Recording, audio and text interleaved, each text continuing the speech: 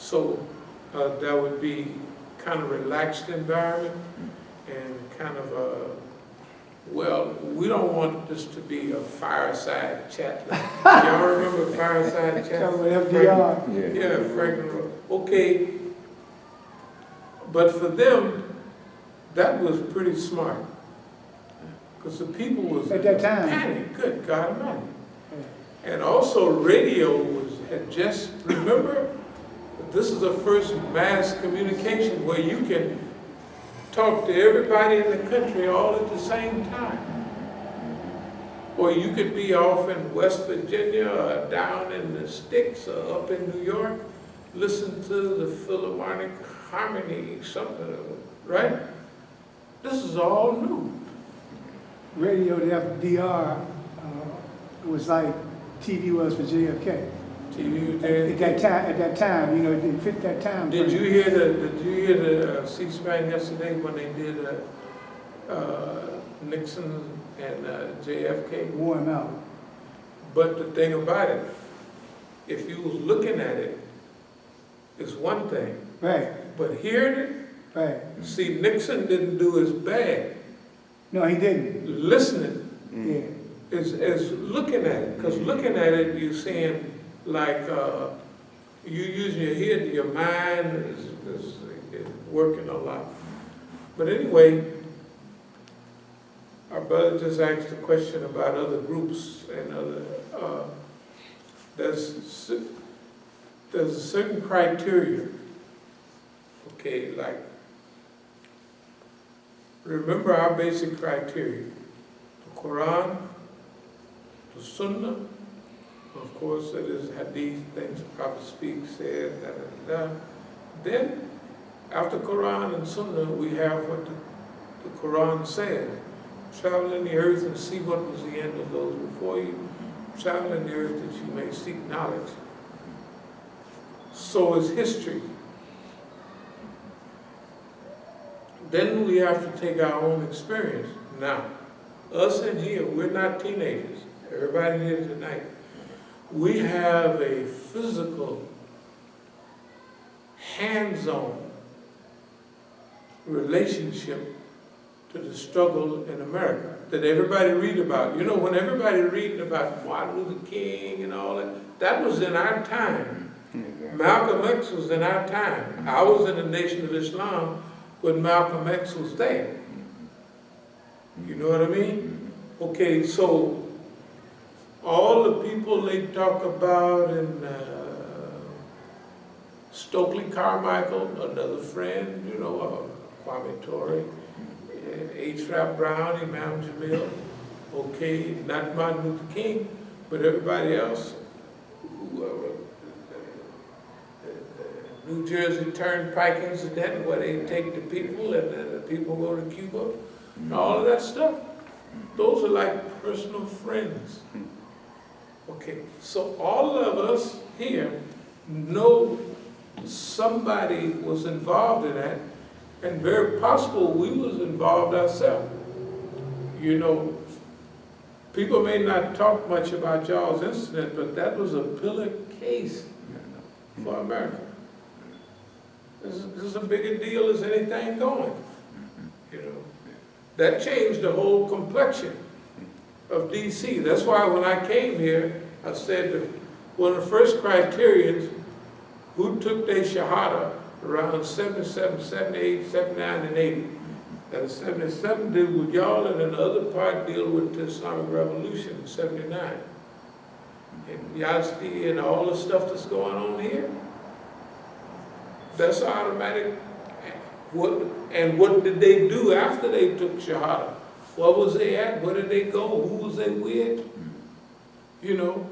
So when I came here,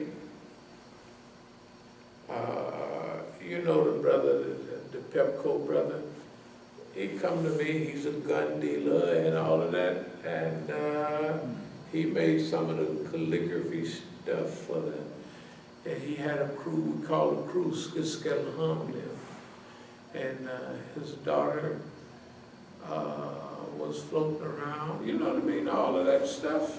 Hey man, so Can you imagine I come here and somebody's gonna come and I'm a licensed gun dealer and we wanted to, I looked at him like he was the craziest man in the world, and I actually told him that. Guns?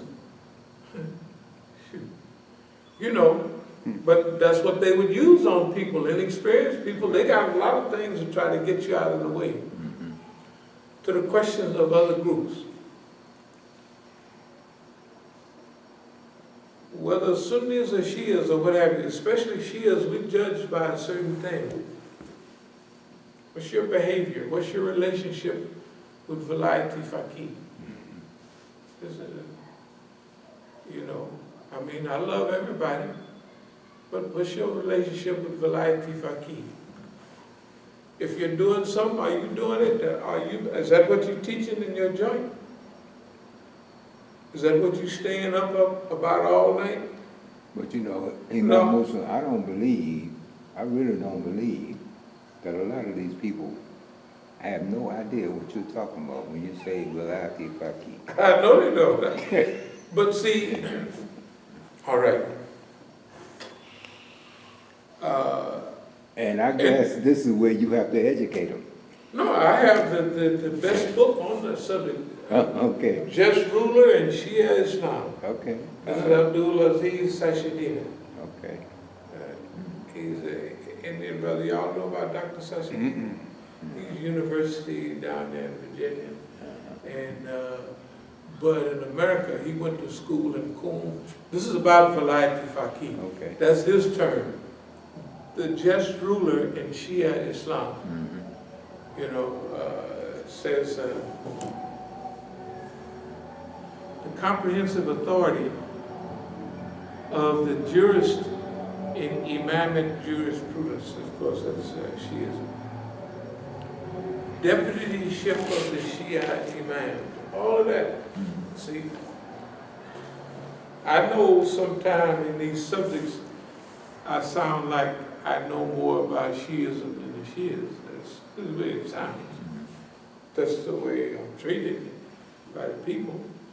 Because I'm interested in what makes, you know, so if we love everybody, but is what you're doing helping the movement, or is it trying to detract people away from the movement? For instance, if the president of Iran, if the Rahbar, if all of them have made verbal statements about who they, oh, this is my homeboy here, all right, and they keep on going, okay.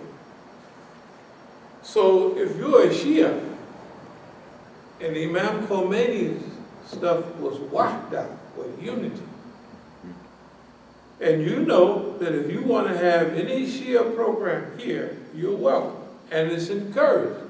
And in all of your books, wherever you at, you get them from me anyway. I give them to them. You know what I mean? Yeah. You go to anybody's joint, but you have to be practical. You have to judge by a criterion. Are you trying to bring people to something or trying to pull them away from? So if it's some Shia stumbling around, do you want to pull them out in the woods and have them do everyday Shia talk, right? And argue about the caliphs and that? Or you want to do what Imam Khomeini said? See, that's the way I go by the Vilayati Faqih of the time. That's Imam Khomeini, and then his successor, who is Vilayati Faqih. All right? So if you got a joint and you ain't even mentioned them, okay, I love you. But I don't care. I mean, I ain't gonna, and if you want to do something, why buy another joint when you got the thing, when if you were following Imam Khomeini, right, is to unify Sunnis and Shias. So if you got a full facility,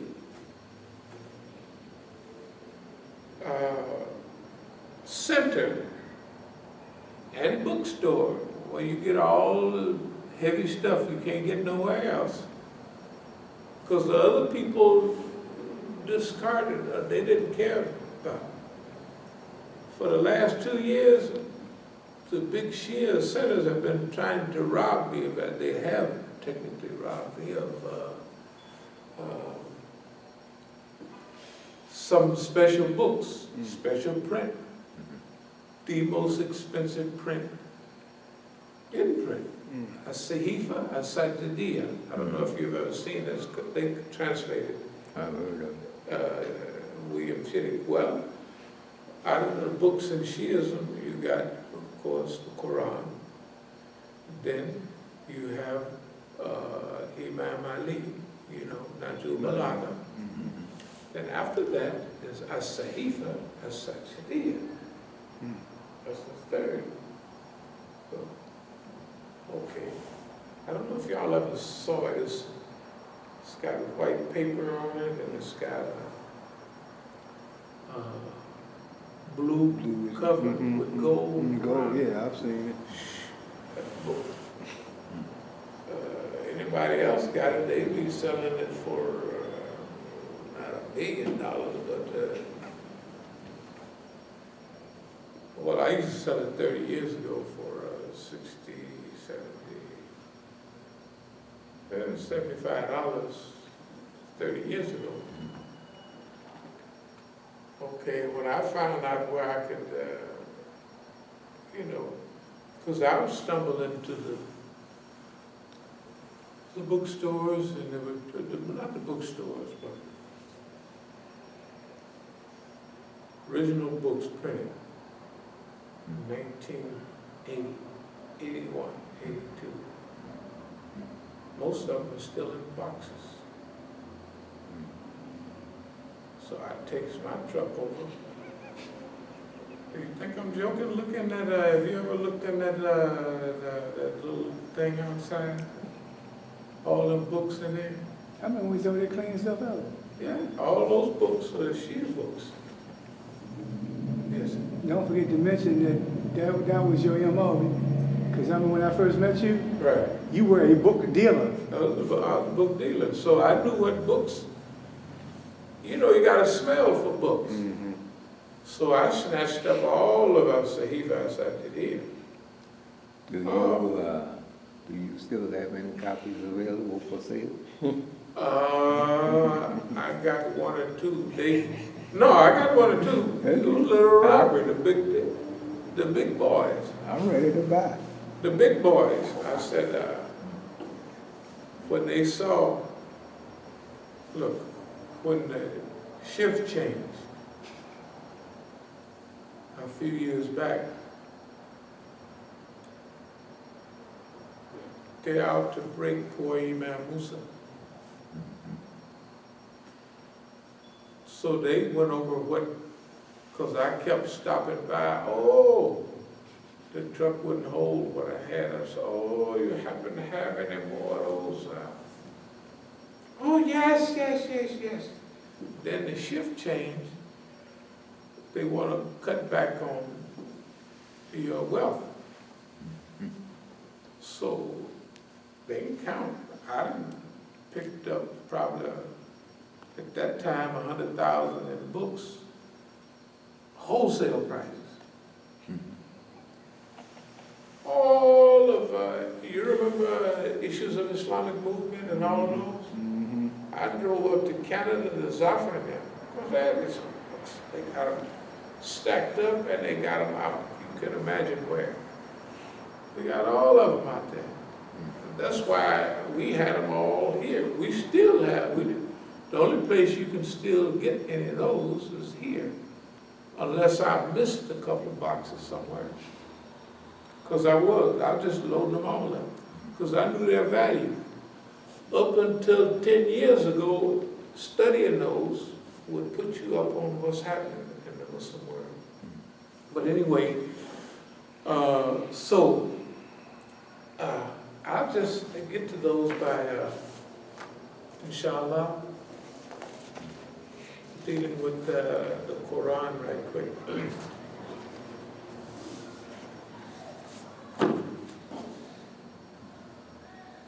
Bismillah ar-Rahman ar-Rahim.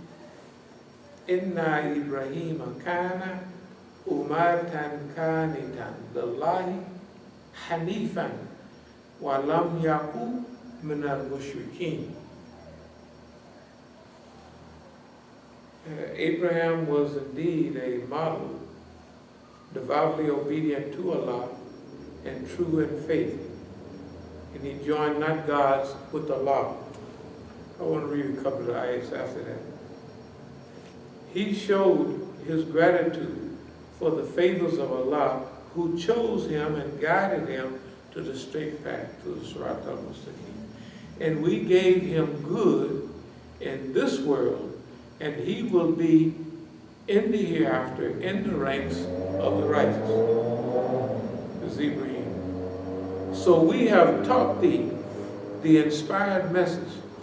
Follow the ways of Abraham, the true in faith, and he joined not gods with Allah. The Sabbath was only made strict for those who disagreed as to its observance. But Allah will judge between them on the day of judgment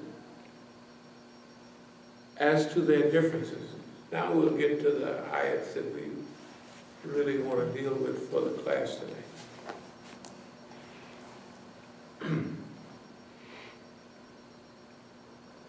Ud'ila sabili rabbika bil hikmati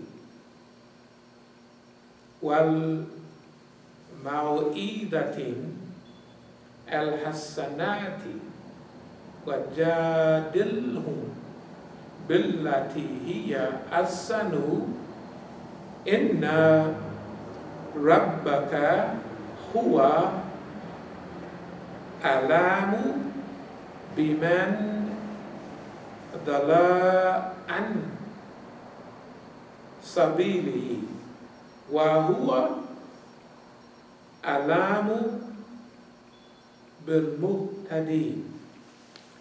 Invite all to the way of Allah, or invite all to the way of thy Lord with wisdom and beautiful preaching, and argue with them in ways that are best and most gracious. For thy Lord knoweth best who has strayed from his path and who received guidance. And if you do punish, then punish with the lack of that which you were afflicted. But if you show patience, that is indeed the best course for those who are patient. And do thou be patient, for the patient is but from Allah, nor grieve over them, and distress not thyself because of their plots. For Allah is with those who restrain themselves and those who do good. Another translation. Call thou all mankind unto thy sustainers' path with wisdom and goodly exhortation, and argue with them in ways, and argue with them in the most kindly manner. For behold, thy sustainer knows best as to who strays from his path, and best knows he as to who are the right guide. Hence, if you have to respond to an attack in argument, respond only to the extent of the attack leveled against you.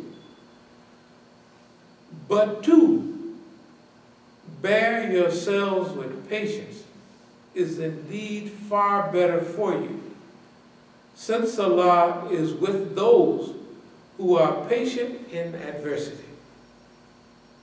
Endure then with patience all that they who deny the truth may say, always remembering that it is none but Allah who gives thee the strength to endure adversity, and do not grieve over them, and neither be distressed by the false arguments which they devise. For Allah is with those who are conscious of Him and are doers of good. We know these ayats, and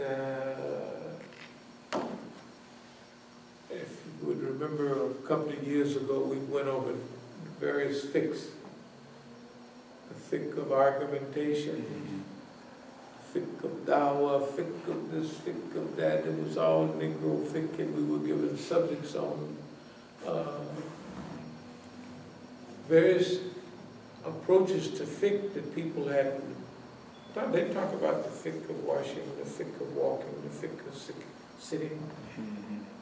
But there's books on argumentation and ikhtilaf. But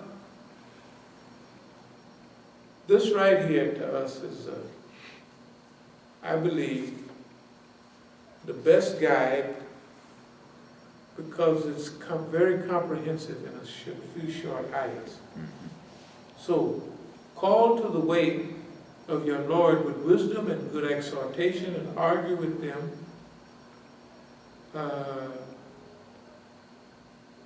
with that which is best. Verily, your Lord knows best.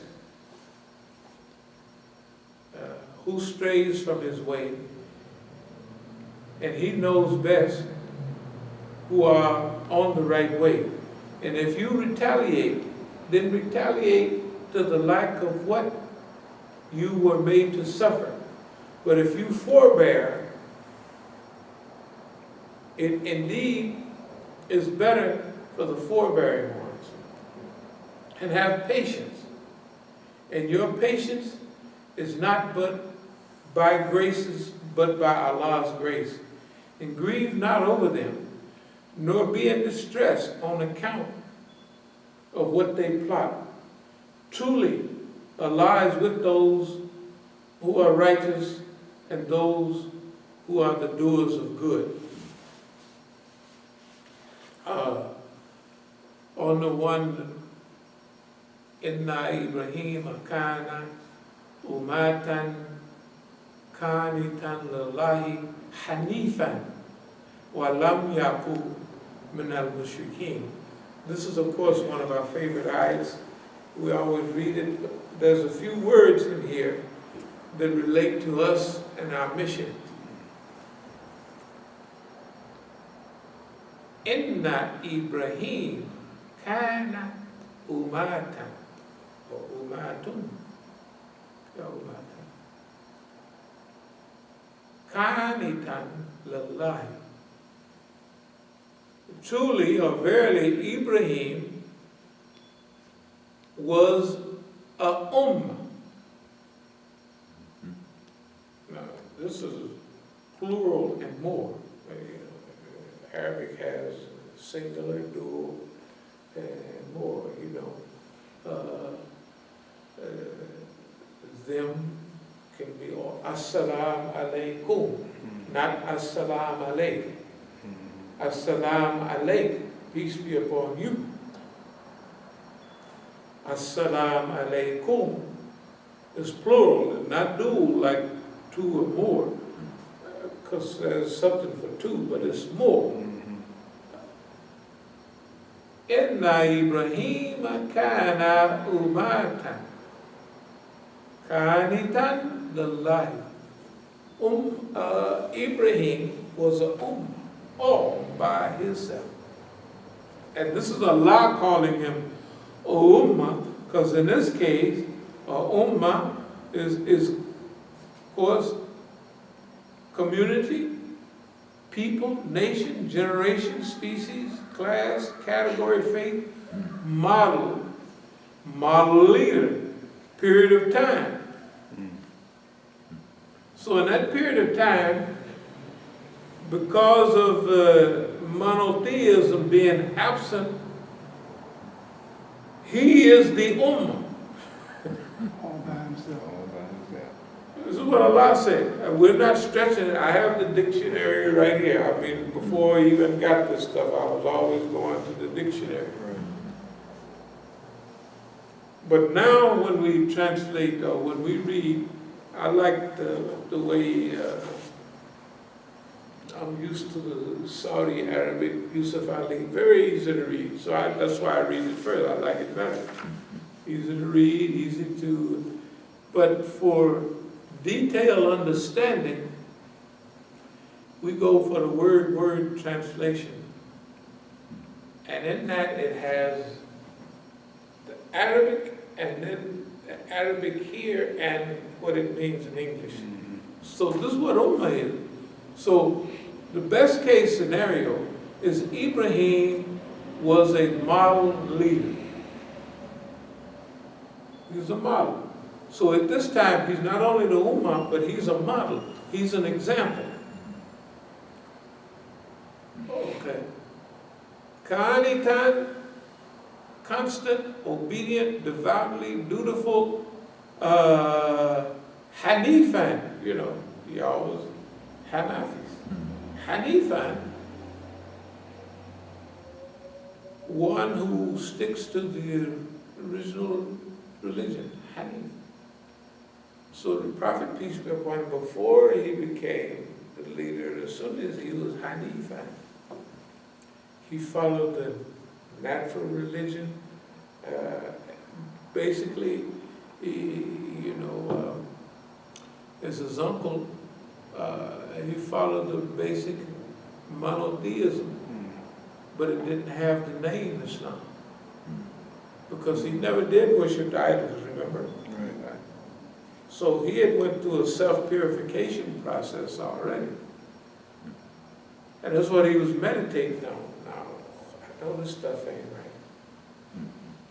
Now, what am I going to tell everybody? That's why Allah says read. Anyway, I'll be all day if I keep on. I've seen some definitions of Hanif, of course, like upright, Yeah. but also like one who, like if they looking over a fence, they standing on their tippy toes and they're trying to see something over that fence, but just, I guess, relating to being upright in their position. Well, that's right. They use this constant distinction to polytheism. So, they're sincere and they're absolute monotheists. So, one who is sure, or one who shuns the false religions and follows the true religion. So the Prophet ﷺ was doing a very good job before he died, before divine guidance. Anyway, Hanifan, he was not amongst the mushriks, polytheists, mushrik, one practice shirk, on and on. Ittiba, he selected, chose, picked, okay, that goes on. Now, we'll get to where we've been reading. Call to the way of Allah,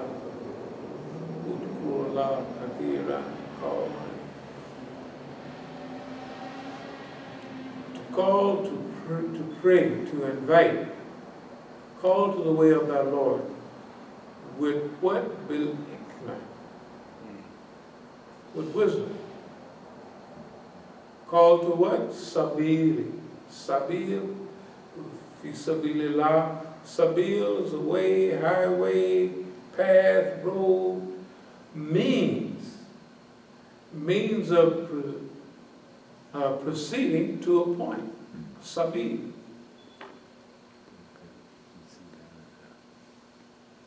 Mawid, exhortation, admonition, counsel. Counsel them in ways that are best.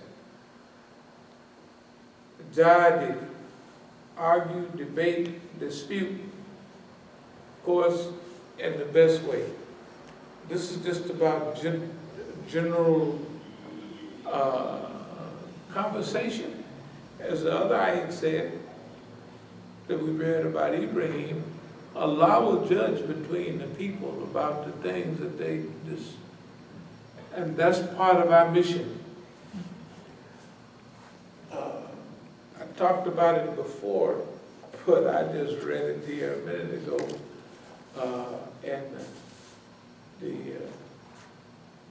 my note on this was 8/20/16, where it says, and thy patience in adversity is due to or rest with none but Allah, must never be allowed to become a source of spiritual arrogance. I wrote it exactly like that in my notebook, spiritual arrogance. And I went back to look when I wrote it, 8/20. See,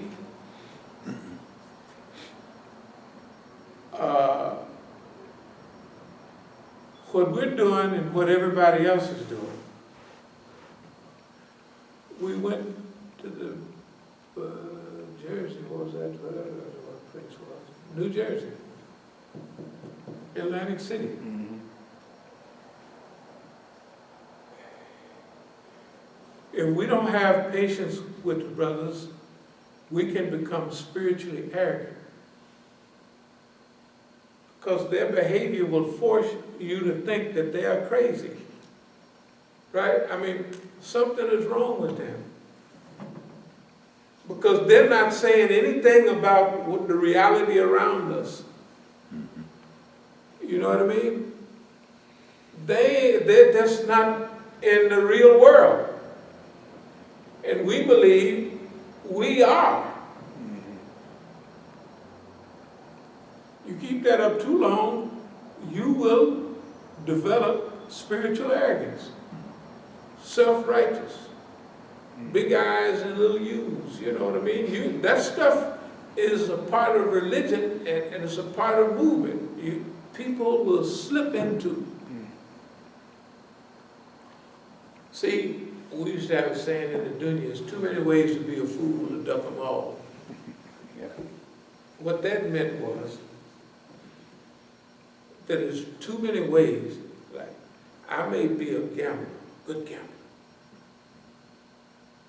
but I may have girl problems. Girls take all my money. I may be the best pimp in the world. I don't have no girl problem at all. But I may like cocaine. So instead of becoming a rich pimp, I'll make the dope man rich. You know what I mean? So I may not have none of that. I may not have no girl problem. And I may not have no dope problems. But I can't stay away from the racetrack or the dog track. I gotta go. I got to because I'm addicted to that. You know what I mean? Yeah. So the statement meant that there are no perfect people. And there's too many ways to be a fool to duck them all. In other words, you ain't gonna duck everything. You're gonna get hit by something. You caught up by something. Yeah, you know. And in the dunya, that's true. But in Islam, we have to avoid that. And even in the dunya, after I heard it, I started working right away to eliminate that. Maybe it takes 20 or 30 years, but still you're working on it.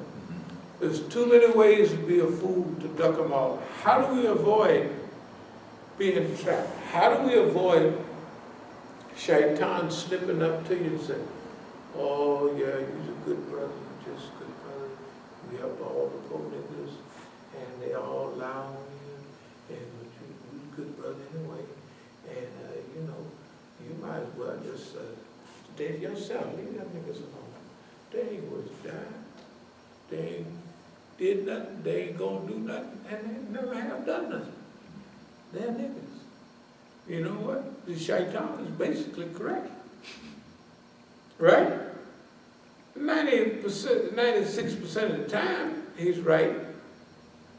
Because he would be right no matter who he's talking about. Whether it's white folks, you know, a good white man come along, all the other white people try to cut his throat and slit his tire. They do that because that's what they do to good people. Right? Plus people nuts. Oh, we on the same road. We doing hard work. But people like him more than they like me. Right? So you number 2 in command, or you number 1. You number 2, I do all this hard work, and the people like the chief more than they like me. And they don't give me my proper share. You know, like you said when you was in the junior, you was Big Hank, and you went ahead in Cadillac, and your partner had a Cadillac that looked just like yours, but you had an H on the doggone thing, and that just, now he got the exact same car, he just say he got an H and he don't, he can take it. And he wind up having more money. You know, he's one of them smart dope dealers. See, he's not tease us, but see, we jumped out first. We got out. Actually, his brother used to buy dope for me down in L.A. And his brother got killed buying some dope for me. He used to brag about sitting on the fire plug, watching everybody. So when he started, he got big. And he bought a Broham. And later on, he brought a Rolls Royce. I think I saw it once. He drove it with me one time. Because he was quick. He said, Rolls Royce is getting me in the penitentiary. And he had a big house over there down there in L.A., had a sauna in it. I went by there one time. I used to do something for it one time. He stayed in his other little house. He stayed there, and his friend was worse than him. We all started out together. He lived in the back, and he had a little Falcon, and my partner used to say, this nigga here don't buy nothing. Cheap. This is his best friend. He lived in the back. He rented. They were rich now. He had a little Falcon, and I don't know if he died. The other brother died. He just had money. I could count his money. And it's all income, because he didn't waste no money, he didn't spend no money. The point is, he learned from watching us. But he made some mistakes too. Number 1, he never came to the dean, although he was, he died, and all his money must have went to his dumb kids. Because those all just stacked up. I'm talking about from 1970 to, he had a 35-year run. What was, this is 1960 or something. I would say he had a 40-year run easy. Wow. Because he just died. That's a long time. That's He a never long, went to jail, nothing. that's a long run. Yeah. And he dealt big money. He dealt big money. I remember way back in the 70s or something, I said, hey man, I never did borrow money, but some kind of way, I didn't have any money with me in LA. I said, man, I need a little loan for a couple of days. He said, how much you need? I said, I just need 25 grand. Yeah, all right, you need 25 grand. I thought you, the way you was making faces, I thought you needed some money.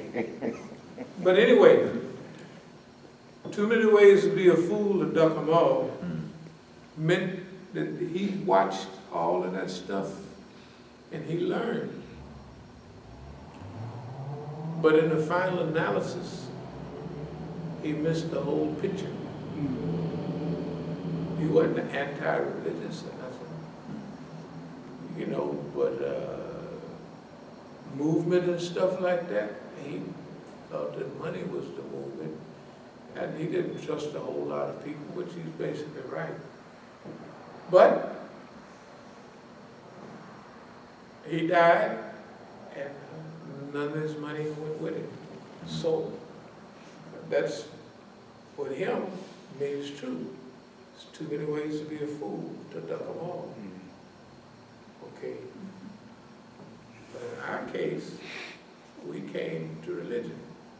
We came to the deen.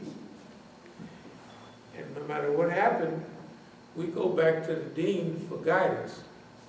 Because I use the word hidayah and muhtadeen. Allah knows best who have strayed and those who are guided. So the point is, I wanted to read this because we opened our other ayats, the other about the plans are so sophisticated and so well thought out. Okay. But how many people are thinking about 911 as a provocation? They think about it, but they don't say nothing about it. How many remember the Navy Yard? They don't even remember the Navy Yard. They don't remember what the guy was saying. I could hear voices, and they was telling me, okay, to them the man is crazy. Not to us. That's the white man. That's that satanic. They didn't got that sophisticated. And it wasn't only him. I didn't forget. It was somebody else. The same thing. They being prompted. Yeah. Not by the hidden shaitan, but by the open shaitan. He said, in my hotel room, I can hear this coming from the next. So, yes. No, did you see the shooting last week? Them 5 people that got killed in the mall out in California. Right. Yeah, they run the dude down, and they catch him. They say he don't put up no resistance, but he act zombie-like. He act like a zombie. Yeah. They know who they was after, and they know what kind of disposition he was gonna be in when they caught him. Ain't no doubt about it. Yeah. I'm almost certain that literally, yes. The guy that was, the guy that did the shooting, he, the one that they investigated in 2014, because his father had turned him in. Oh yeah. They said his father turned him in. And his father said, I just called him up because he acting kind of strange with the crew he hanging with. So the FBI investigates him. Oh, there ain't nothing wrong with him, right? So then the other day when they caught him, they asked the father. They say, "Do you think your son's a terrorist?" He said, "No, my son ain't no terrorist." He said, "And the FBI know it." So it goes back to what you've said all the time. Right. These are their people. Right. You know, and then if you go back, not to keep you, if you go back to the 60s and Mission Impossible, Yeah. they showed you how they do stuff, man, and that was 50 years ago. You hear it all the time now. That's why we're dealing with these ayahs. That's why we're dealing with these ayahs. I'm trying to speed up. Call people to the way of Allah with wisdom and beautiful preaching, and argue with them in ways that are best. For Allah knows who has strayed from his path and received guidance. So this is giving us a criteria. Number one, we read about Ibrahim first, so that sets us up for something. Don't worry about being by yourself. Don't worry about numbers. We have to, that's a big evolution though, because most people follow like, oh, you gotta remember, they can make everybody famous in 2 weeks. They can put them on their program, they're gonna do that. They can do that. They can open up a masjid and have it full right away. Boom, just like that. All the bills paid, everything. They fake like they did, but they got that covered. In fact, everybody that's on the wrong road, they get that right away. There's the people in Oakland, there's people wherever they are, they're on the road right away. And they're famous and they have, so if you haven't conquered the desire to be seen and heard and the microphone, you know, too many ways to be a fool, to duck them all, you got a long way to go. All of us have a long way to go. But that's our job. That's our job, is to teach people. That is our job right now. That's what we're doing. That's what these videos are doing. And we was wondering for years, we've talked about here, whether we will do 10% education training in the background and do 80 and 90% going forward. We do 80-20, and we juggle the figures, say like 20% means teaching, training, educating people on what we went through and what happened. And the other 80% on moving forward. To skip, we've dropped it to 50-50, 50%.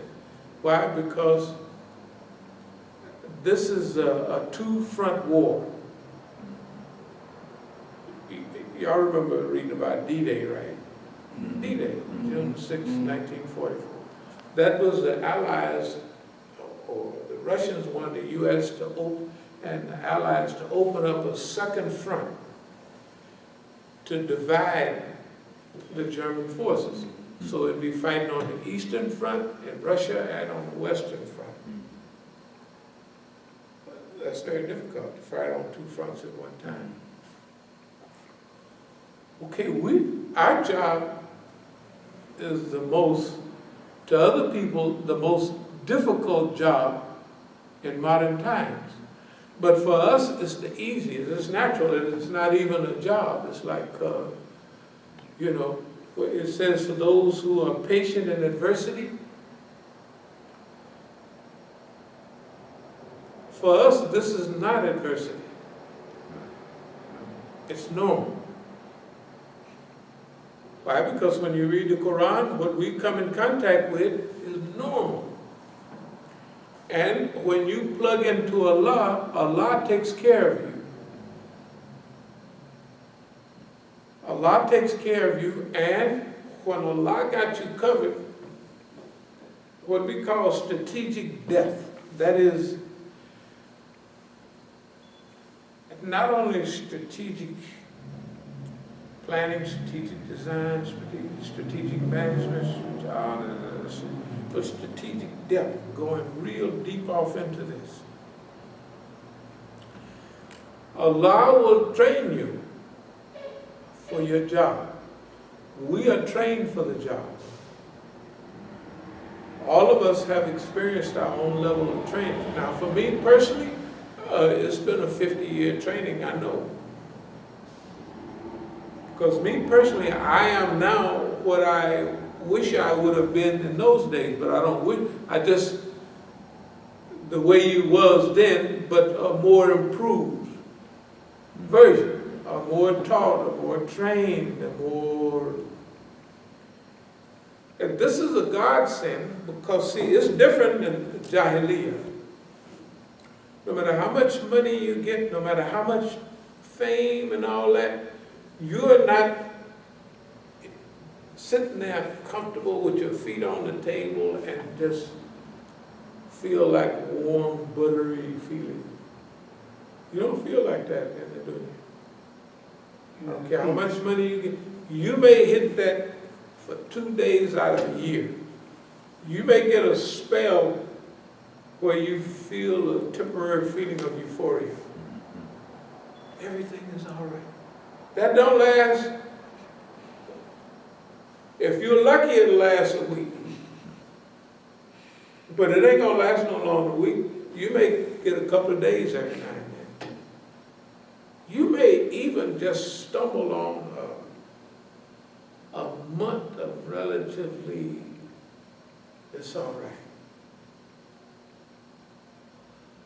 But when you get rich, if you go out of your house, you're worried about your wardrobe at home.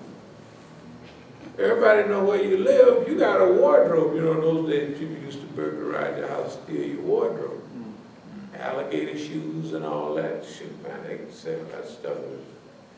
So, if you're at home, unless you deal at your house, you're missing something out there. And if you're out there, you worried about at home. Or somebody gonna stumble on my money, or somebody, you know what I mean? Somebody gonna take my dope. I got so much dope there. And they see I go in this room when they come and buy dope. So they know it's in there. They ain't but 2 or 3 places. It could be, right? So you would never, that's not the way this is. This is different. This is a better high that you could ever get, and you can't nobody bring you down.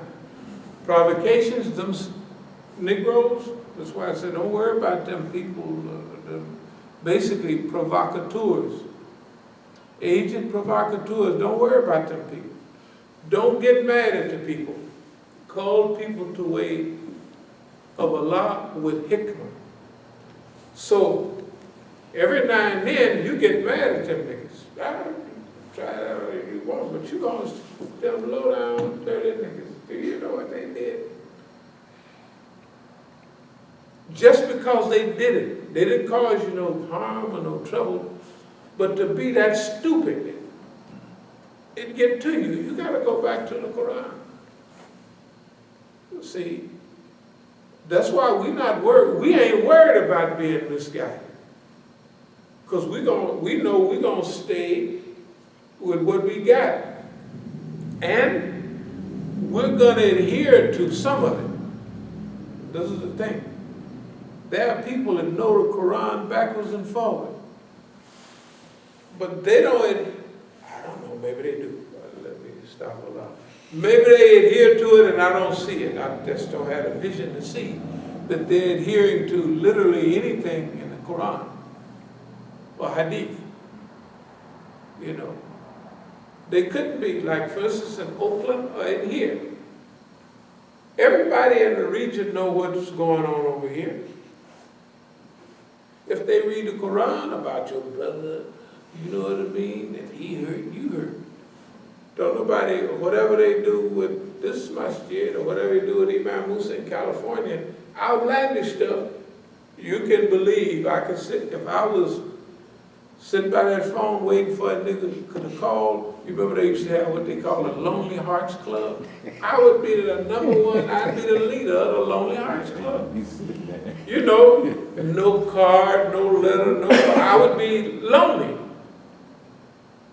You know, I remember years ago, it was about 30 years ago. Because my son, he would see all of this, my youngest, both of them would see it. He said something about, this is really a lonely job for you. I said, no, it ain't. So this is sweet. It looks lonely to you, because you're in a different, you know what I mean? Yeah, you're in a different, whatever you're in. I said, this is fine. I like this. I remember one night, because we'd sleep there in my room together on pallets. So the girls would always call the traffic at night. There's a white girl calling. It's pouring down rain. Would you come pick me up, Moses, and take me? I said, lady, I'll call you a cab. Same white girl showed up pregnant, very nicely built now, and all that stuff. What would I look like a Negro in those days? It's still the 80s. Riding around with a white woman at midnight.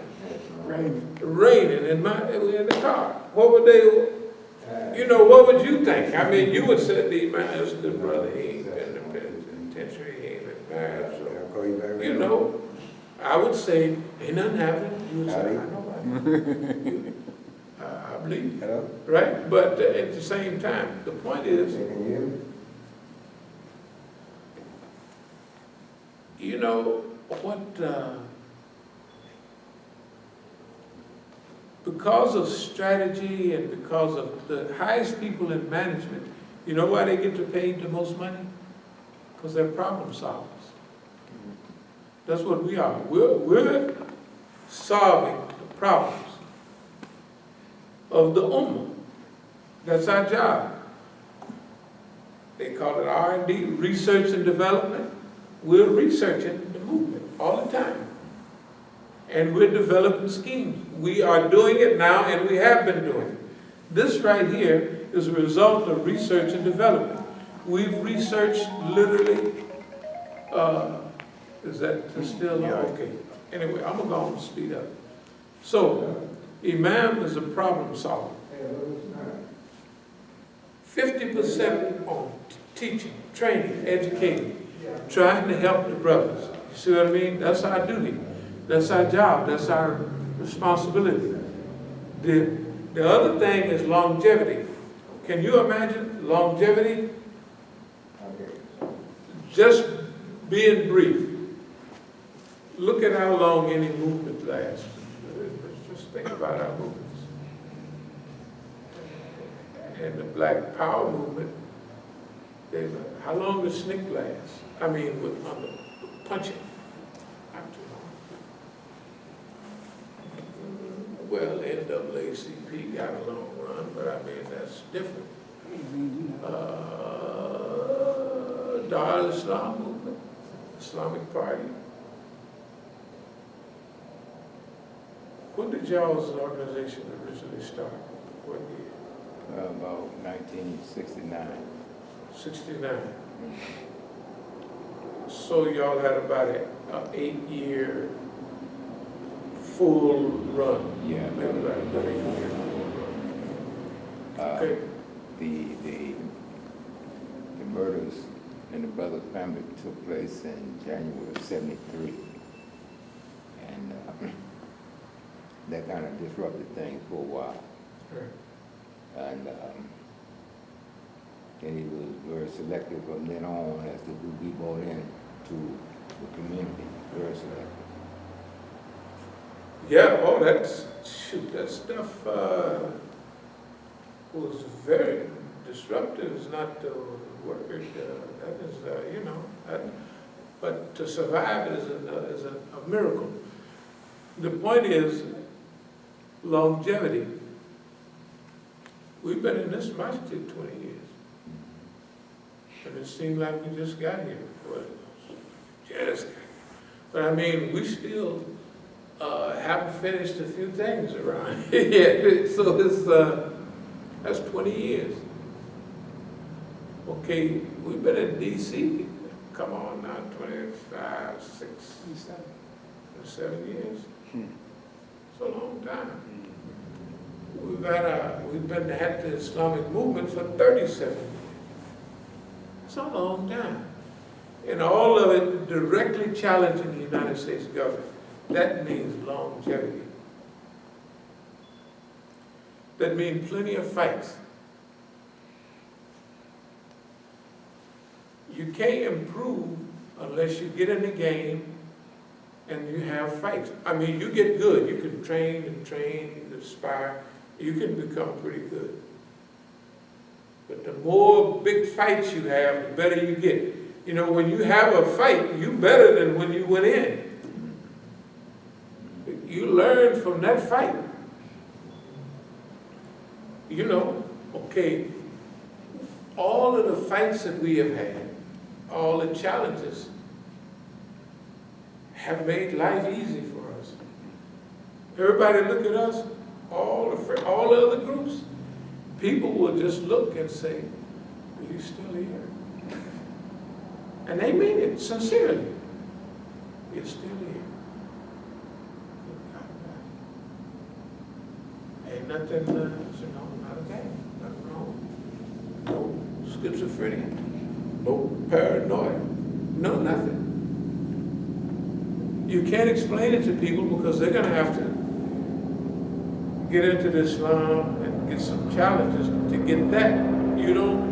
I don't think Allah give everybody what He give them. So I can't really speak on that subject, but I'm saying for us, this longevity has put us in a position of,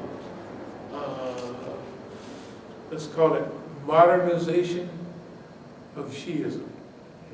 And we're not Shias. Of course, everybody say we are. But this thing on the Islamic Republic, on Shiaism, it is a gift. All the things that we talked about 30 years ago and more, Allah has arranged those things.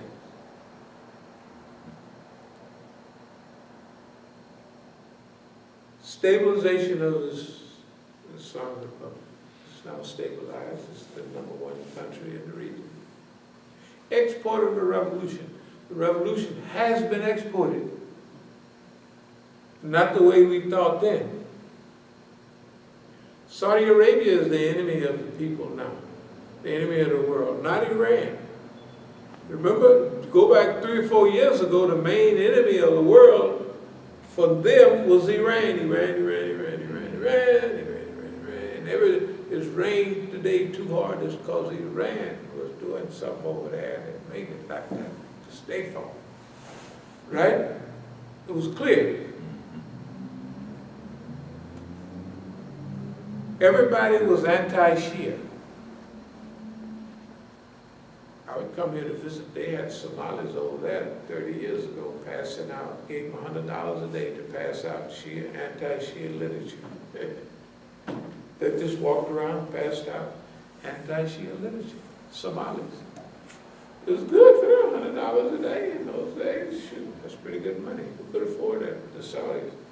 Iran couldn't pay us $100 a day to go put out good literature. Export of the revolution, stabilization of the Islamic revolution, global unity, that is developing. Okay. The reason that Ahlul Bayt is in a position of global leadership is because Allah arranged the circumstances to put them there. That's why. #1, whether it's Pearl Square in Bahrain, Pearl Square was 6 years ago, 5 or 6 years ago. Ain't nobody said nothing about that. Why? Because Bahrain is 80% Shias, right? The killings and jailings of people in Qatif, that's the eastern provinces of Saudi Arabia, all Shias. In Bahrain, they done banned Jummah prayer for Shias in a Muslim country. This recently, the last few weeks, last couple of months. I don't think they didn't ban it. They done taken the citizenship of leaders. They said, we don't like you, a Shia leader, we're just taking your citizenship. They put doctors in jail 5 years ago for treating Shias. And it's part of the Hippocratic Oath to help people. You gotta help people. They put them in jail.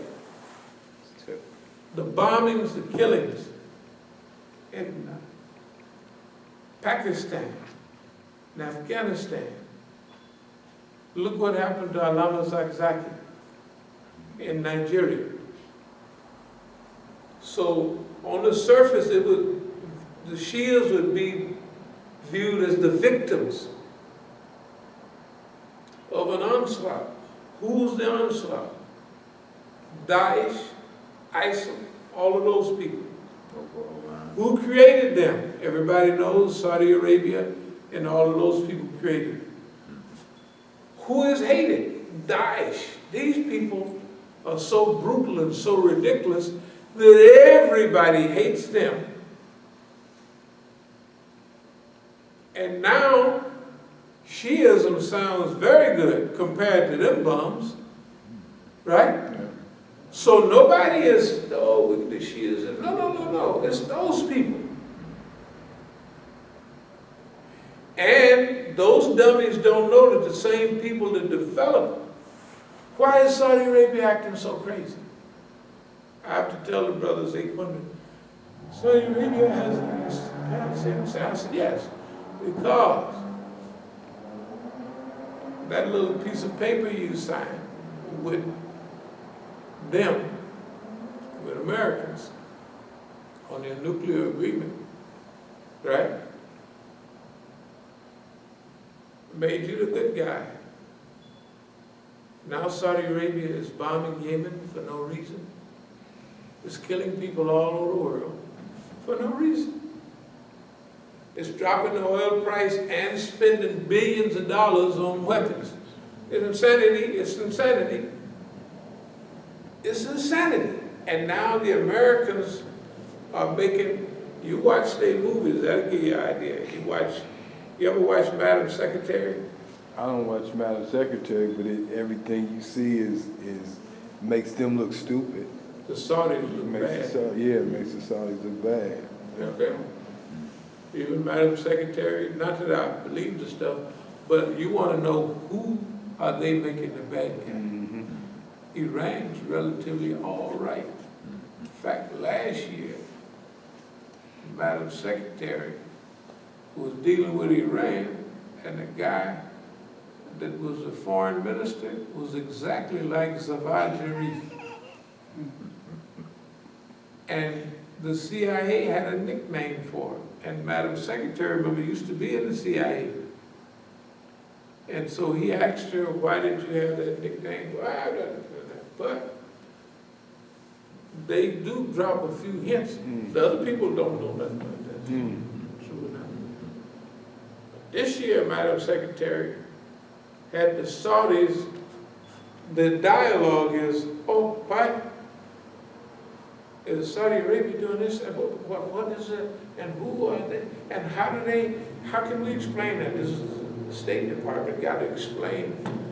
And they're unraveling the whole ball of wax. The white folks on their TV. So that means the white folks is getting ready to get rid of them. And they know it. Yes. Sheikh Nasrallah said the other day Okay. that the number one enemy to Islam today is Wahhabism. They Yes. said it's even more deadly than the Jews. Yes. That's saying a lot. No, that's been the line for a long time, but it's a reverse of Ibn Taymiyyah.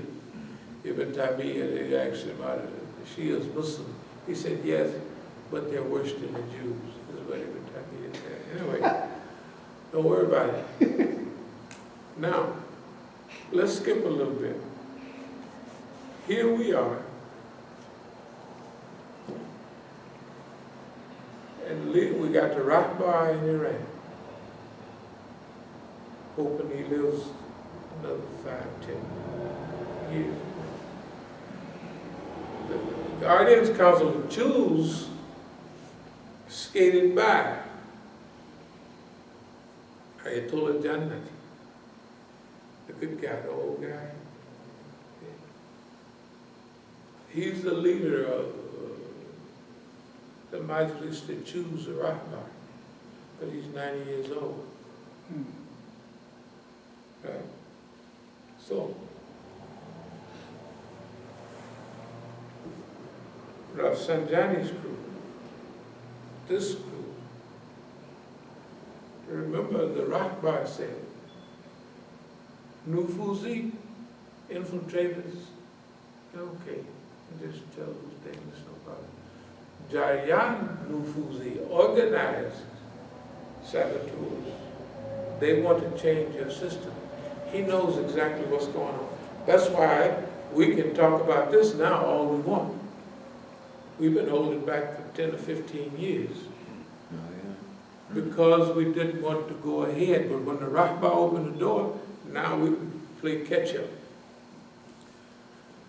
So what do we have to do? You know, in our lives, there are some things that will lead us to victory. Shiaism was structured for victory. The timing was structured. The revolution in Iran, it was structured for that. They had to structure it, they had everything. They had Qom, and they sent Imam Khomeini to Najaf, the biggest seat of Shia learning. So people could come across the border and they would give Imam Khomeini, well, we have 1 million tomans, or 1 million, actually, the big businessmen. They give their Qums, they tell them to spend it there. All the ulama could come and study under him. He sent them back to Iran. You go here, you go to that. It's all structured. It's all structured. It's all laid out. They have a system of mind here. I'm telling you, that's a critical issue. It's a very critical issue. And that helped them have single leadership, where Afghanis is as tough as Iranians, maybe even tougher, but they don't have variety faqih. They don't have leadership. Pakistanis ain't no cowards either, but they got crooked leadership. Nawaz Sharif, that bum is back. So now, the things that helped them have the revolution, not only Carter being a human rights guy and tell the military don't do this, don't do that, and the Air Force going with the revolution at just the right time, oh, alhamdulillah. But now they done had the revolution, it's done sustained the revolution, and now you gotta go to the next step. The next step is global leadership. But you have a minority mentality. She's have a minority mentality. And they spend all their time telling everybody about why they're Shias. That's why we gotta ask them, get the still. We didn't study the. Did you read some of the book? Yeah, I'm almost finished. Does it make sense? And it, No doubt about it. and it's not offensive. Is it offensive? No, not at all. You just Not tell it like it offensive. is. Tell us. He tells you what Shiism is. You just tell me what Shias. The Shias, we gotta tell it. You already got it. Teach people Islam. That's all. Just like when people teach Methodist, Catholic, Protestant, they don't say, this is the dome that we left him long time ago. We protested. We protest them bombs. Right. And they got some books in the Bible we don't even care for. You know that? Right? Now, nobody has that authority. Imam Khomeini didn't have authority. Now, where's niggas gonna get the authority? We just jumping out there anyway. We're gonna say, look, your whole system has been built on 1,200 and so years of oppression. It has worked to keep you safe. Now God then gave you the leadership. So you gotta lead. It's just like when you're a congressman, you're a congressman of this your little area, right? When you're a senator, you're 1 or 2 senators for your state. When you're the president, you're president of the United States. You're the president of everybody, right? If you're going to lead all the Muslims, which God had already handed it to you, there's 27 million people went to Karbala last year. Let's see what happens this November. It might be 40 million people. Whatever it is, the Shias are ready. But the leaders don't know what they're ready for. The ulama got their finger. I have to sit there and look at them and say, it's spiritual arrogance. I'm telling you, I have to control myself. Damn, don't y'all see what they don't use, and I tell them, bro, yeah. At Muslim Congress, a similar lecture to this, at Anjuman in LA last year, last December, the same thing. They don't get it. And the ones that do get it, they're on the white man's team. You know, that's what the brother speaks about when you first get into that book. You either don't get it because you're either ignorant or you're arrogant. You know. That's a terrible combination. Ignorance and arrogance. This is what they was Stockton on Kibber. That's a deadly combination. Yeah. Good God Almighty. But anyway, I'm gonna try to speed up. So we gotta help Shias modernize. From here, we got to help. We're gonna have a special website to support the Rahbar, to support Vilayat Faqih. You know why? I haven't been to no program. I haven't even heard Vilayat Faqih mentioned in years. From the Shias here. They're clearly, I've been testing them all the time, they are anti-Vilayat Faqih. Everything they have said to me, because they don't forgot what they done said. They don't forgot what they've been saying the last 20 years. Of course, we've been Negro. You know, and I've been repeating the same phrase. I support Vilayat Faqih and the elected leadership. I mean, whoever the president, you elect him, I support him. I don't like some of them, but you elected him. So I'm supporting what y'all elect. But now we gotta teach, here's what we gotta teach. Now we're gonna name this something heavy about Shiaism, because so the Shias will watch this. So some people will start thinking. Here's the crux of the matter. It's 3 points, but I'll just try to round it off. The things that get you where you are and make the revolution a success, when it's time to evolve to the next level, may hold you back. Why? Shias worldwide never resolved the issue of Vilayat Faqih. A lot of people follow them, yeah. But what do you do at Masjid? What do you do with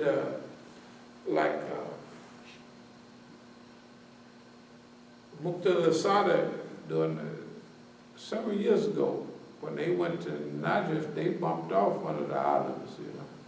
Might have been Kuis, I don't know. But anyway, they at each other's, you know, because they are, you know, okay, we've got to resolve those problems.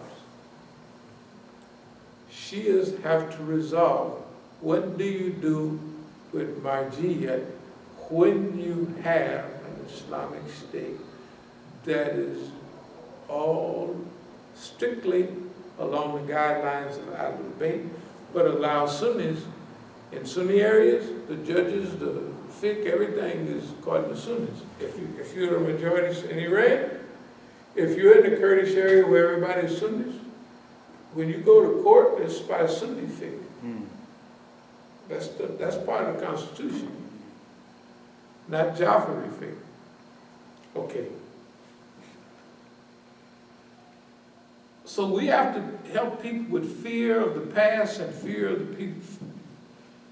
You know, fear can help you a lot, but fear also, in Semitic languages, fear means to choke and to strangle. It cuts you off from being able to do anything.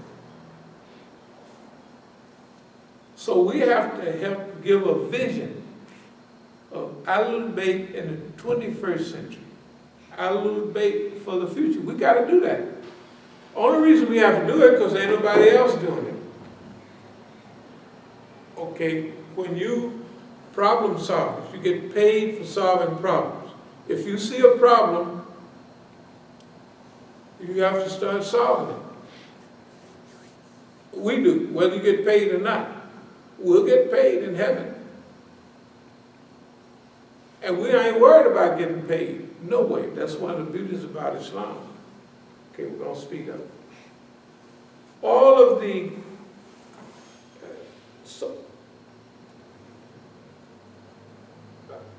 human being moves in accord of the picture that they have of themselves. We did a lot of teaching years ago on self-image psychology. It's true. The picture that you have of yourself, the level of self-esteem that you have, how you weigh and measure. Esteem means to weigh and measure. How you weigh and measure yourself. If the people don't see themselves running the society, they will never run the society because they don't see themselves doing it. They see themselves being ran by the society, by white folks. Most black folks don't see themselves as a manager of the system or doing and fixing the society. The best they say, how can I get my best slice of this pie? Without going to jail, without going crazy, without this all out. That's what they get. Okay. Vision, 21st century, that's our job. Mission, how to carry on. See, a visionary is one that sees the thing. Visionary, but the missionary is the one that does the work. Okay, we done had all our conflicts and stuff with the system for a reason. To teach us and train us. That's what it's been about. It hasn't been as a punishment. You know, more black person had a lot of punishment me for being a fool. Right? If you looked at it wrong, you would look at it like it's a punishment. It's not. All of the Shias have responded recently with nonviolence. Nonviolence. Right? Now, in the next stage, there will probably be some organized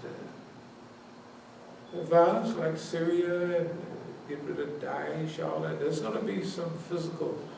But Shias have won the hearts of the world by nonviolence. Nonviolence in Bahrain, nonviolence, even so-called Houthis in Syria and Yemen. Everybody, nonviolence. Do you notice what the white man is doing to the Negro here in America? Imagine why, if the Warner or Coroner report, all of that said that all the riots from the 1960s was caused because of police brutality and police shooting. Literally every one of them.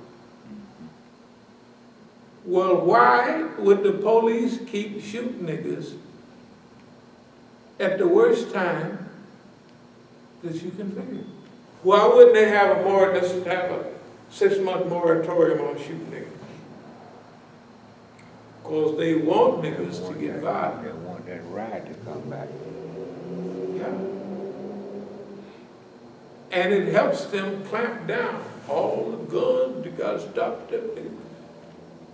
You see the debate last night? Nobody ever said anything about the roots of the problem. That in the black community in the 1960s, pre-drugs, it was 1 or 2 killings in the black neighborhood per year. And that was for dice or somebody got caught in the bed with somebody's wife or girlfriend. Right? They got caught with a load of dice. 6, 8 flats or something, they shot it. It was a dice game. Wasn't no big deal. Right? Where did this mass murder, what they call black on black, it come from drugs? Well, when they prohibited alcohol in 1920, they repealed it in 1932. Why? Because it just didn't work, and it produced the mafia, the biggest gangsterism that they ever had. Before, all they had was gambling and prostitution, right? That's what we had in the black neighborhood. Think back when you was a kid. Gambling and prostitution. A little bit of drugs, but not heavy. when they put the drugs in, that put big money, and I think our generation, I know, at 22 years old, I was rich. At 24 years old, I was the godfather and uncle. And it felt stupid that I'm 24 years old and the whole town is coming to me. They ain't saying godfather, but they say, I have a marital problem. I have my house, I have this, that. Oh, we'll fix that, and how much it costs. Oh, yeah. Well, I'll talk to your girlfriend about it. I'm 24 years old.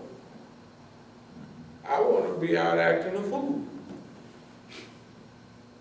I'd rather be out hanging out with the brothers, having fun. But here I am, a prisoner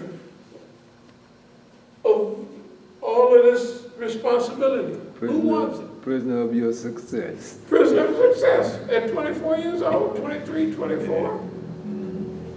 You know, I felt like an old man then. I felt older then than I do now. I did, I felt awesome, yeah. But anyway, let's try to speed up.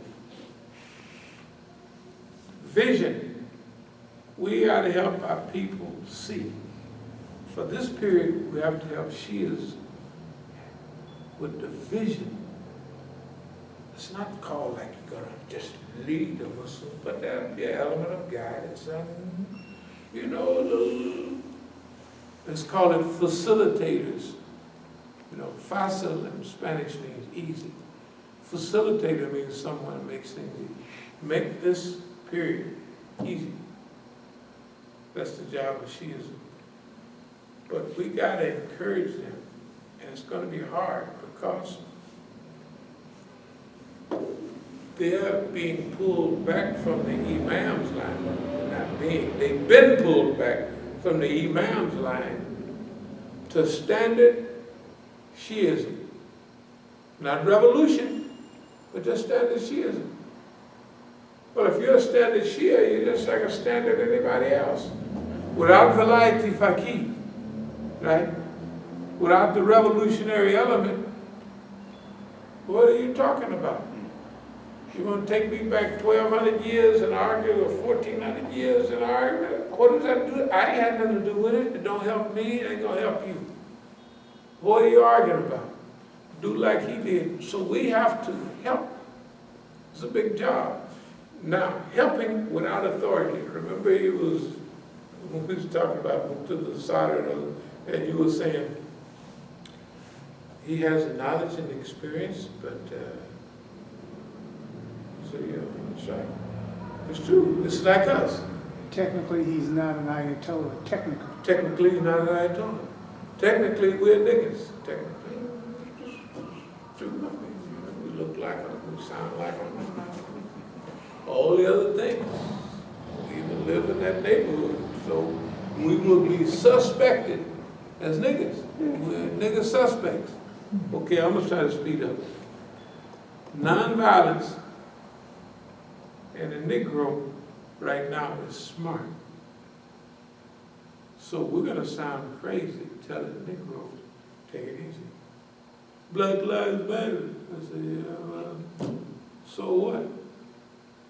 You remember I was showing y'all them old newspapers from the 80s, same stuff. Mm-hmm. I said, do you want to bore somebody to death talking about Black Lives Matter? You want to keep your life and you want to help lead. We have to also teach the Negro to lead the other Negroes through this. And remember, the white folks is coming out. They got Birth of the Nation coming out, and that Turner, why they didn't bring him out another time? Why the heck they bringing him out now? Because they want violence, right? Just like the first Birth of the Nation. Yeah, they want violence. But this Birth of the Nation is the Negro being violent, right? Mm-hmm. Mm-hmm. This is not the time for violence. Don't every time they shoot some Negroes or they shoot the people in the church or they do, everybody's sympathetic with Negroes.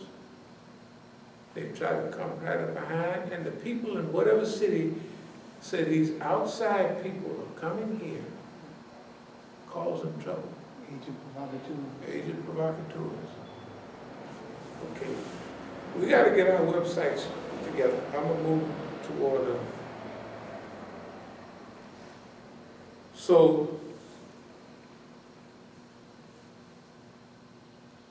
we call this Shia, whether psychological or physical.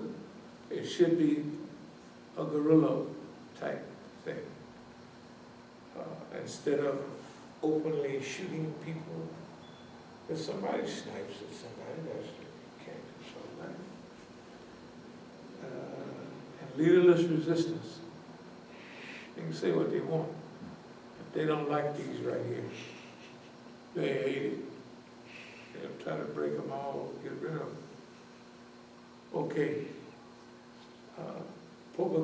Provocation for Musa and provocation for Negroes. Y'all saw it with the Negroes in California, trying to provoke violence. Sorry, buddy. Not the brother. I can't explain to people how thankful it is to for Allah to keep you alive this long. Now don't forget, I believe that Allah gonna give me another 30 years. Of course, if it ends now, it's still the biggest, most fun that I've had. I don't need no 30 years. To say I don't care, no. But what I'm saying is to make the people mad that you guys been messing with me for 30-something years. So you thought y'all slowed me down, Allah gonna give that back on the other end. And you know what? They say, if you can conceive it and believe it, you can achieve it, right? What they say. So if we believe we're gonna get 35 years or 30 years, that makes them just as mad as living and getting another 35 years. Whether it's 5 or 15, they mad. We're practicing psychological guerrilla warfare. Our idea is to make them mad. And for us to say what we're saying tonight makes them very mad. Now, wait for the website, professional website, to encourage Ahmadinejad to run for president. Some Iranians last few months ago in Iran had a joke. They said all the big shots, they said the next time you come here when Ahmadinejad is president again, because everybody feels like you're winning. It's all them guys against you going to be holding signs for employment. They're going to be asking you, hey man, put in a good word, you know. No. That's why they hate. You got to realize why they hated Ahmadinejad. Because they had everything going their way. He came in and blocked it. That's why everybody hated him, except the rock bar. Why everybody hate us? Tell the truth. Have you seen us do anything to anybody? Have you ever heard of us do anything to anybody? We only mention names after 30 years of being beat over the head with a baseball bat. I'm going to move toward a close. Forget about anything they do to us is fine. We're going to close with what we open with the Quran. Invite all to the way of thy Lord with wisdom and beautiful preaching, and argue with them in ways that are best and most gracious. For thy Lord knows best who have strayed from his path and those who receive guidance. The people who strayed, Allah knows best. It's not our job to make them do right. It's just not our job.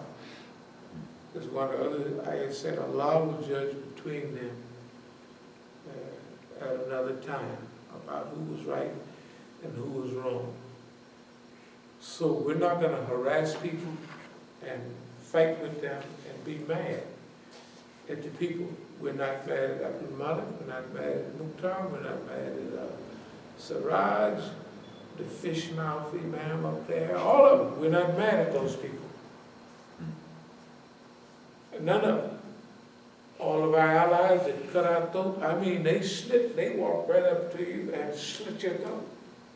Just luckily, we don't believe that a knife as sharp as it can be, but Allah seals it up before anything.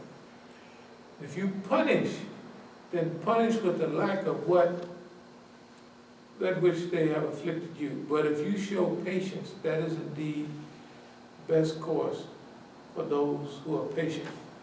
See, mithla is like, Allah gives us the option in many cases. The people do this way, you can hit them back. If they hit you with a hard blow, you can hit them a hard blow. If they hit you with an uppercut, you can hit them with an uppercut. And a hook, but a light hook. You don't want to overdo it. But it says, peace, love, kindness is the best. You notice all of our ayahs that we use for mission orientation have this type of Turning of the cheekism. bigger turn of the cheek. But does anybody ever think of us as turned the other cheek? No. They think of us as fire dream. It's just unbelievable. See, you were talking about why everybody's mad at me in the job, why everybody's mad at us. To me, the truth is a powerful thing. Yes, it is. And I remember somebody came one time and he was complaining about you calling him a snitch. Right. And they didn't know that I knew that that's what they was talking about. Right. So when I was talking to that individual, I told him, I said, well, look, it's like this. I said, the question I have is that what he said, is it true or is it a lie? Right. I said, now, if he said a lie on that person, then you got a case against him. I said, but if he told the truth, you can't be getting mad at him because he told the truth. Yeah. And that's what, to me, that's the bottom line. They don't want that truth about nothing, especially concerning them to get out. Well, that's what happened with Mukhtar. He said he put out a paper and said I was slandering the brothers. The stuff they did is unheard of out there. And if I said they was funny, he said that's slander. So, anyway, we ain't gonna even slander nobody now. We're gonna hug everybody. There's gonna be a little few hints here and there. That's why I didn't put that DVD up, the one from Friday. Was it this Friday or last Friday? This Friday. That's right. That's right. Yeah. I was looking for it. It was hot. Yeah, it was hot. It was too I hot. was looking for that joint. No, I didn't put it up. Wow. Because it was colored. It was a little emotional. Venting session. That's what you said. That's what I did it to vent, to get it off my chest, but I wasn't going to put it up. I thought about it, but when you go back to the Quran, we call this the era of eloquence. And that's what we're going to do, inshallah. So I'll finish. So you have a choice to roll on people, but it says patience is, and adversity is best. Then it says, and do be patient, for thy patience is but from Allah. Nor grieve over them, or distress not thyself, because of their makkah. Yam Karuna. Yam Karuna is from Makkah. Their plots. Don't get distressed over. Everywhere we go is a scheme. If it's the Sunnis, it's a scheme. If it's the Shias, it's a scheme. If it's the Iranians, it's a scheme. I'm telling you, it's a scheme. All of them. The Pakistanis, it's a scheme.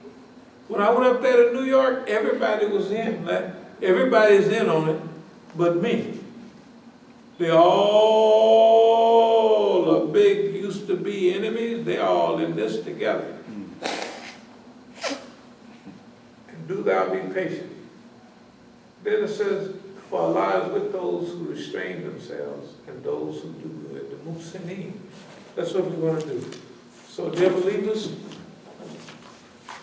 This is what we're gonna do. We're gonna try to do this with patience, love, kindness, and we wanna be amongst the doers of good, the Muslimin. But we got to get more of these. I don't think that they are available, but I'm gonna try to get, do a lot of teaching out of Variety Faqih. That's the title technical. It's just, he relates Variety Faqih is the just ruler in Shia Islam. So, Kula Kali Hada, Astaghfirullah, Biwalakum.